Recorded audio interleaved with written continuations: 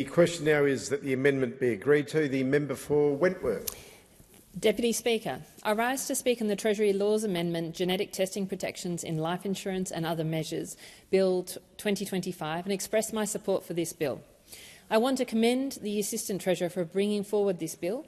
It legislates important changes, two of which I've been advocating for some time. This bill includes 4 key provisions. Firstly, Schedule 1 limits the use of genetic testing by life insurers. Schedule 2 creates licensing exemptions for foreign financial institutions, including international market makers. Schedule 3 standardises the legislative framework for Australia's involvement with multilateral development banks. And Schedule 4 removes the requirement for Stage 2 registration of Better Advice Act.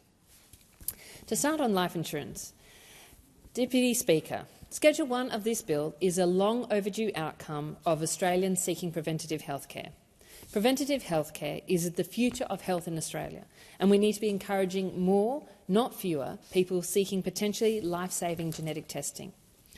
They should not have to avoid this sort of testing based on the concern that the information they obtain could be used potentially against them by insurers who would seek to exclude people from insurance products.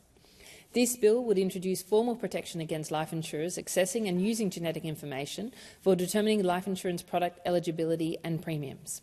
This is very welcome and this is so important. But to be honest, we have been slow to act on this. In 2003, the Australian Law Reform Commission first recommended that the life insurance industry needed safeguards around the use of genetic testing. That is 23 years ago. In 2018, a joint parliamentary inquiry into life insurance industry recommended a moratorium on the use of genetic testing results in life insurance. In 2019, the life insurance industry introduced a partial industry-led moratorium up to set policy limits. While I commend the industry for taking the first step, it's overdue that Australia committed to the change. I wrote to the Assistant Treasurer about this issue back in 2023 and again in 2025. When I was contacted by members of my community and also by others, particularly Dr. Jane Tiller from Monash University, who has been a leading light in this area. And I think the point is that we have come to the right conclusion. I welcome this bill, I support this bill, and I would also say that Parliament needs to work at a greater speed than we currently do when issues are raised with us over a long period of time.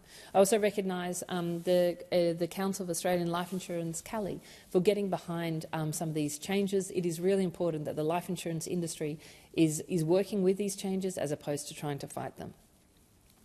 Deputy Speaker, the additional component of the bill that I'd like to talk to in particular is the market makers bill, and in relation to some, I think, sensible changes, particularly the foreign financial services provider legislation in Schedule 2, which will provide certain exemptions to foreign financial service providers from licensing requirements under the Corporation Act, including for market makers and for providers under comparable regimes. This is a common-sense change. This issue was actually raised with me at a pop-up office in King's Cross by a constituent who was concerned last year with the uncertainty around this legislation and the need for action to be taken here. So I welcome the government's action on this. I'm really proud to have been advocating really loudly and proudly on this issue, and I think that this is an appropriate resolution. And Deputy Speaker, finally, on Schedule 4 of the bill, follows through on a government commitment to scrap the proposed Phase 2 of the Better Advice reforms from 2021 that would make advisers undertake duplicated licensing arrangements every year, set to commence in July 2026.